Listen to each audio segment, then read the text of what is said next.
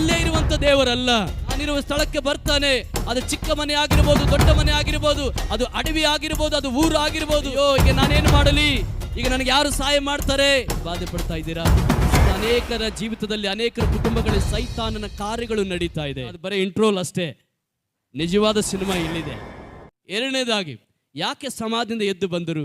ಮುಗಿತಲ್ಲ, ಶಿಲುಬೆಗೆ ಹಾಕಿದ್ರಲ್ಲ, ನಮ್ಮ ಪಾಪಗಳಿಗಾಗಿ ಶಾಪಗಳಿಗಾಗಿ ಪ್ರಾಣ ಕೊಟ್ಟನಲ್ಲ, ಸಮಾಧಿಯಲ್ಲಿ ಇಡಲ್ಪಟ್ಟನಲ್ಲ, ಮತ್ತೆ ಯಾಕೆ ಎದ್ದು ಬಂದರು? ಎರಡನೇ ಕಾರಣ, ನಮ್ಮ ಸಂಗಡ ಇರುವುದಕ್ಕಾಗಿ. ಹಲ್ಲೆಲೂಯಾ. ನಮ್ಮ ಜೊತೆ ಇರುವುದಕ್ಕಾಗಿ. ಆ ದೂತನು ಬಂದು ಹೇಳ್ತಾ ಇದ್ದಾನೆ, ತಾನು ಹೇಳಿದಂತೆ ಎದ್ದಿದ್ದಾನೆ, ಬೇಗ ಹೋಗ್ರಿ, ತನ್ನ ಶಿಷ್ಯರಿಗೆ ಹೇಳ್ರಿ, ಅವ್ರ ಜೊತೆನೆ ಹೋಗ್ತಾನೆ ಎಂಬುದಾಗಿ ಹೇಳ್ರಿ ಎಂಬುದಾಗಿ ಆ ದೂತನು ಹೇಳ್ತಾ ಇದ್ದಾನೆ. ಮೊದಲನೇ ಕಾರಣ, ತಾನು ಕೊಟ್ಟ ಮಾತನ್ನ ನೆರವೇರಿಸುವುದಕ್ಕಾಗಿ. ಎರಡನೇ ಕಾರಣ, ನಮ್ಮ ಸಂಗಡ ಇರುವುದಕ್ಕಾಗಿ. ಶಿಷ್ಯರ ಸಂಗಡ ಸ್ವಾಮಿ ಈ ಲೋಕದಲ್ಲಿ ಇರುವಾಗ 33 ವರ್ಷ 6 ತಿಂಗಳು ಭೂಮಿ ಮೇಲೆ ಆತನಿದ್ದ. ಅವಾಗ ಎಲ್ಲಾ ಜನರು ಆತನನ್ನು ಹಿಂಬಾಲಿಸಿದ್ರು, ಎಲ್ಲಾ ಜನರು ಆತನಿಂದ ಉಪಚಾರವನ್ನು ಪಡೆದುಕೊಂಡ್ರು, ಎಲ್ಲರೂ ಕೂಡ ಆತನ ಮೇಲೆ ವಿಶ್ವಾಸದಲ್ಲಿ ನಂಬಿಕೆಯಲ್ಲಿ ನಡೆದರು. ಯಾವಾಗ ಶಿಲುಬೆಯಲ್ಲಿ ಪ್ರಾಣ ಕೊಟ್ಟರು, ಎಲ್ಲ ನಿರಾಶೆ ಆಗ್ಬಿಟ್ರು. ಸತ್ಯವೇದ ಹೇಳ್ತದೆ, ಶಿಷ್ಯರು ಬಾಗಿಲನ್ನು ಮುಚ್ಕೊಂಡು ನಡಗ್ತಾ ಇದ್ರಂತೆ. ಯಾವ ಟೈಮಲ್ಲಿ ಏನಾಗುತ್ತೋ ಗೊತ್ತಿಲ್ಲ. ನಮ್ಮ ಜೊತೆ ಇರುವಂತ ರಾಜನೇ ಹೋಗ್ಬಿಟ್ಟ, ನಮ್ಮ ಜೊತೆ ಇರುವಂತ ಬಲನೇ ನಮ್ಮನ್ನ ಬಿಟ್ಟು ಹೋಯಿತು ಎಂಬುದಾಗಿ.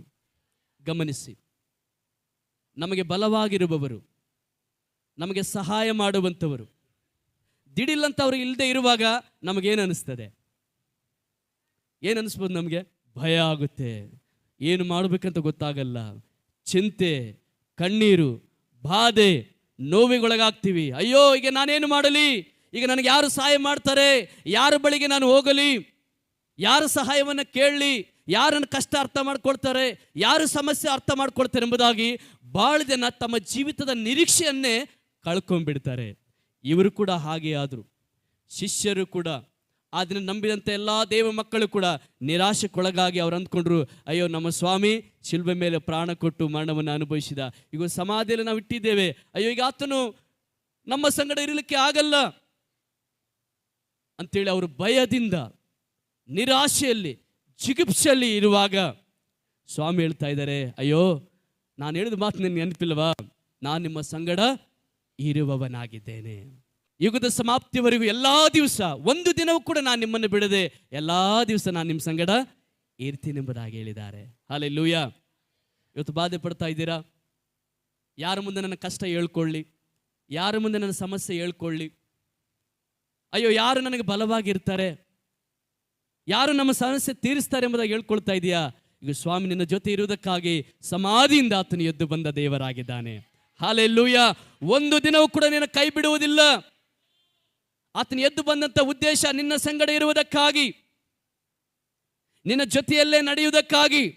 ಆ ದೂತನು ಹೇಳ್ತಾ ಇದ್ದಾನೆ, ಹೋಗಿ ಆ ತನ್ನ ಶಿಷ್ಯರಿಗೆ ಹೇಳ್ರಿ, ಎಂಬ ಊರಿಗೆ ಅವರು ಹೋಗ್ತಾ ಇರುವಾಗ ಅವರ ಸಂಗಡಲ್ಲೇ ಹೋಗ್ತಾನೆ, ಅವರ ಜೊತೆಯಲ್ಲೇ ಹೋಗ್ತಾನೆ ಎಂಬುದಾಗಿ ಹೇಳ್ರಿ. ಅವರು ಭಯಪಟ್ಟಿದ್ದಾರೆ, ಅಯ್ಯೋ, ಯಾರು ಇಲ್ಲ ಅಂತ ಅಂದ್ಕೊಂಡಿದ್ದಾರೆ, ಅವರ ಸಂಗಡನೆ ಬರ್ತಾನೆ, ಹೋಗಿ ಹೇಳ್ರಿ ಎಂಬುದಾಗಿ ಆ ದೂತನು ಹೇಳುವುದನ್ನು ನಾವು ಗಮನಿಸುವರಾಗಿದ್ದೇವೆ ಪ್ರಿಯರೇ.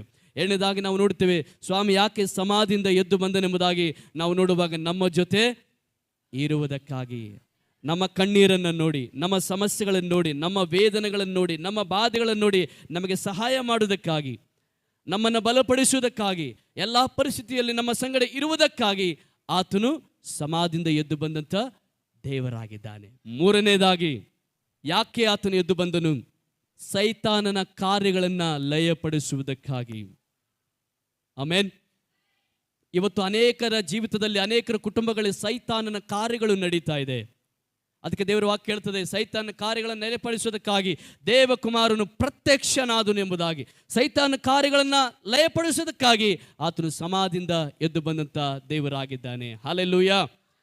ಇವತ್ತು ಅನೇಕರ ಕುಟುಂಬಗಳಲ್ಲಿ, ಅನೇಕರ ಜೀವಿತದಲ್ಲಿ ಸೈತಾನ ಕಾರ್ಯಗಳು ನಡೀತಾ ಇದೆ. ಇವತ್ತು ಅನೇಕರ ಕುಟುಂಬದಲ್ಲಿ ಸಂತೋಷವಾಗಿರಲಿಕ್ಕೆ ಆತನಿಗೆ ಇಷ್ಟ ಇಲ್ಲ.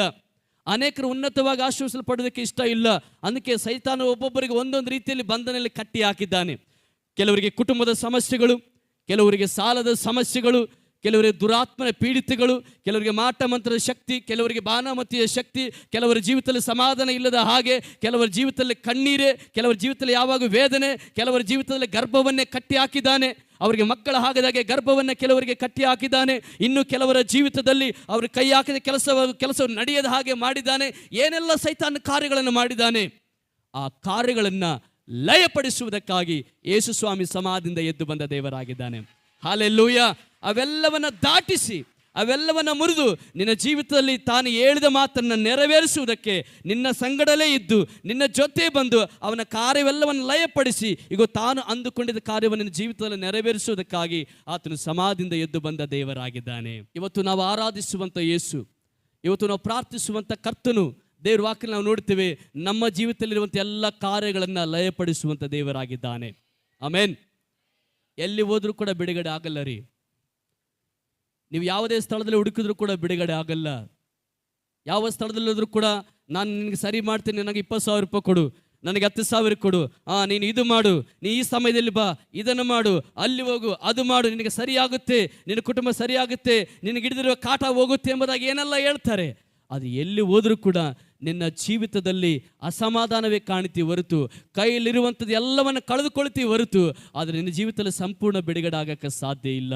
ನಿನ್ನ ಜೀವನದಲ್ಲಿ ಸಂಪೂರ್ಣ ಬಿಡುಗಡೆ ಆಗಬೇಕಾದ್ರೆ ಒಂದೇ ಒಂದು, ಯೇಸು ಸ್ವಾಮಿಯ ನಿನ್ನ ಸಂಗಡ ಇದ್ದಾನೆಂಬುದಾಗಿ ವಿಶ್ವಾಸ ಮಾಡಿ, ಆತ ನನಗಿರುವಂಥ ಬಂಧನಗಳನ್ನು ಬಿಡಿಸುತ್ತಾನೆ, ಆತ ನನಗಿರುವಂಥ ಸಕಲ ಕಾರ್ಯಗಳನ್ನು ಬಂಧನಗಳಿಂದ ಬಿಡುಗಡೆ ಮಾಡಿ ನನ್ನ ಸಂಗಡಲೇ ಇರುವುದಕ್ಕಾಗಿ ಆತನು ಎದ್ದು ಬಂದ ದೇವರಾಗಿದ್ದಾನೆಂಬುದಾಗಿ ಯಾವಾಗ ನೀನು ವಿಶ್ವಾಸ ಮಾಡ್ತೀಯೋ, ನೀನು ಕೊಡಬೇಕಾದದ್ದು ಬೇರೆ ಏನೂ ಅಲ್ಲ, ದುಡ್ಡಲ್ಲ, ಹಣ ಅಲ್ಲ, ಬೆಳ್ಳಿ ಅಲ್ಲ, ಬಂಗಾರವಲ್ಲ, ಬೇರೆ ಯಾವುದಲ್ಲ, ಒಂದೇ ಒಂದು, ನಿನ್ನ ವಿಶ್ವಾಸವನ್ನು ಸ್ವಾಮಿಗೆ ಕೊಡುವುದಾದರೆ ನಿನ್ನ ಸಂಗಡಲ್ಲೇ ಬರ್ತಾರೆ. ನಿನ್ನ ಮೇಲಿರುವಂಥ ಉದ್ದೇಶವನ್ನು ನೆರವೇರಿಸೋದಕ್ಕಾಗಿ ಎಲ್ಲ ಸೈತಾನ ಕಾರ್ಯಗಳನ್ನು ಲಯಪಡಿಸಿ ನಿನ್ನ ಜೀವಿತದಲ್ಲಿ ಕಾರ್ಯಗಳನ್ನು ಆತನು ಮಾಡ್ತಾನೆ. ಹಲ್ಲೆಲೂಯಾ. ಸ್ವಾಮಿನಿಂದ ಏನನ್ನ ಕೇಳುವುದಿಲ್ಲ, ಒಂದೇ ಒಂದು, ವಿಶ್ವಾಸ ಮಾಡು. ಮರಿಯಳೇ, ಯಾಕೆ ಬಂದಿದ್ದೀರಾ? ಏನನ್ನ ಹುಡುಕ್ತಾ ಇದ್ದೀರಾ? ಆತನು ಹೇಳಿದ ನಿಮಗೆ ನೆನಪಿಲ್ವಾ? ತಾನು ಹೇಳಿದಂತೆ ಮಾಡಿದ್ದಾನೆ. ಇವತ್ತು ನೀನು ನನ್ನ ಜೀವಿತದಲ್ಲಿ ಒಂದು ವಿಶ್ವಾಸ ಮಾಡಬೇಕು. ಈ ಪುನರುತ್ಥಾನ ದಿನದ ಆರಾಧನೆಯಲ್ಲಿ, ಈ ಪುನರುತ್ಥಾನ ದಿನದ ಸಮಯದಲ್ಲಿ ಒಂದು ವಿಶ್ವಾಸ ಮಾಡಬೇಕು. ಏನು ಆ ವಿಶ್ವಾಸ ಅಂದರೆ, ಆತನು ಹೇಳಿದ ಹಾಗೆ ನನ್ನ ಜೀವನದಲ್ಲಿ ಮಾಡ್ತಾನೆ. ಸ್ವಾಮಿ ಹೇಳಿದ್ರು, ಒಂದು ದಿನ ನಾನು ನಿನ್ನ ಕೈ ಬಿಡುವುದಿಲ್ಲ.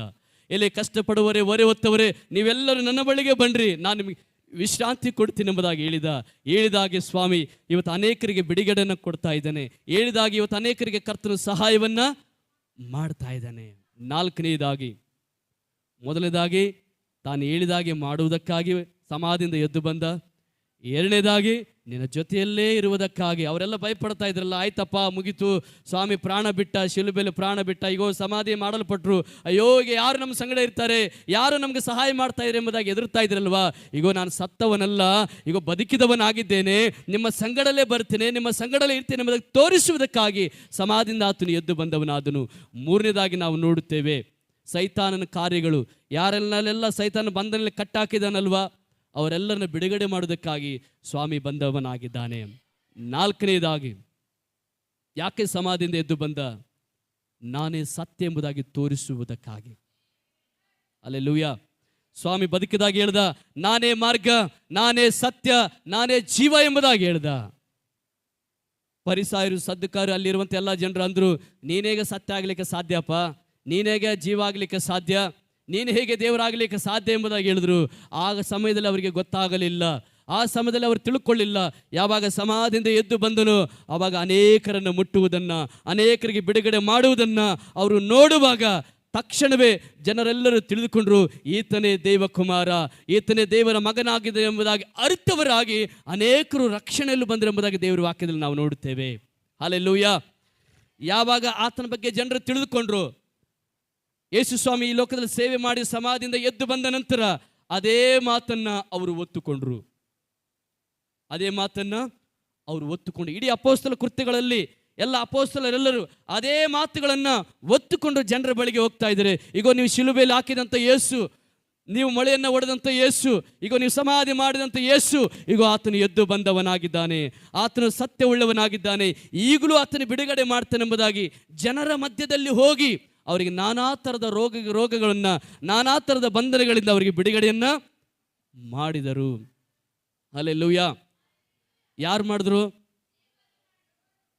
ಅಪೊಸ್ತಲರು. ಯಾರೆಲ್ಲ ದೇವರ ಮೇಲೆ ನಂಬಿ ವಿಶ್ವಾಸ ಮಾಡಿ ದೇವರ ಸೇವಕರಾಗಿದ್ದಾರಲ್ಲ, ಅವರೆಲ್ಲರೂ ನಿರೂಪಿಸಿದ್ರು, ಸ್ವಾಮಿ ಕಾರ್ಯಗಳನ್ನು ಮಾಡಲಿಕ್ಕೆ ಶಕ್ತನು, ಆತನು ಜೀವಂತ ದೇವರೆಂಬುದಾಗಿ ತಿಳಿಯಪಡಿಸಿದರು. ರೋಗಿಗಳ ಮೇಲೆ ಕೈಗಳನ್ನಿಡುವಾಗ ಬಿಡುಗಡೆ ಹೊಂದಿದರು. ಕುಷ್ಠರೋಗಿಗಳು ವಾಸಿಯಾದರು, ಸತ್ತಂಥವರು ಎದ್ದರು, ಅನೇಕ ಕಾರ್ಯಗಳು ಅವರು ಮಾಡಿದರು. ಕಾರಣ ಒಂದೇ, ಸ್ವಾಮಿ ಸಮಾಧಿಯಲ್ಲಿ ಇಲ್ಲ, ಸ್ವಾಮಿ ಇಲ್ಲಿ ನಮ್ಮ ಜೊತೆ ಇದ್ದಾನೆ. ಸ್ವಾಮಿ ಆ ಸಮಾಧಿಯಲ್ಲಿ ಇಲ್ಲ, ಈಗ ನೋಡು ಖಾಲಿಯಾಗಿದೆ, ಅಲ್ಲಿ ಆತನಿಲ್ಲ, ನಮ್ಮ ಸಂಗಡ ಇದ್ದಾನೆ. ಆತನ ಮೇಲೆ ನೀನು ವಿಶ್ವಾಸ ಮಾಡಿದ್ರೆ ನಿನಗೆ ಬಿಡುಗಡೆ ಆಗ್ತದೆ ಎಂಬುದಾಗಿ ಹೇಳಿ ನಂಬಿ ಪ್ರಾರ್ಥಿಸುವಾಗ ಅಲ್ಲಿ ಕಾರ್ಯಗಳು ಜರುಗಿದವು ಪ್ರಿಯರೇ. ಹಲ್ಲೆಲೂಯಾ. ಇವತ್ತು ನೀನು ನಾನು, ಸ್ವಾಮಿ ನನ್ನ ಸಂಗಡ ಇದ್ದಾನೆ, ಆತನ ಸಮಾಧಿಯಲ್ಲಿ ಇಲ್ಲ, ಅಲ್ಲಿಗೆ ಆತನ ಕಥೆ ಮುಗಿಲಿಲ್ಲ, ಈಗ ಆತನ ಸಮಾಧಿಯಿಂದ ಎದ್ದು ಬಂದಿದ್ದಾನೆ.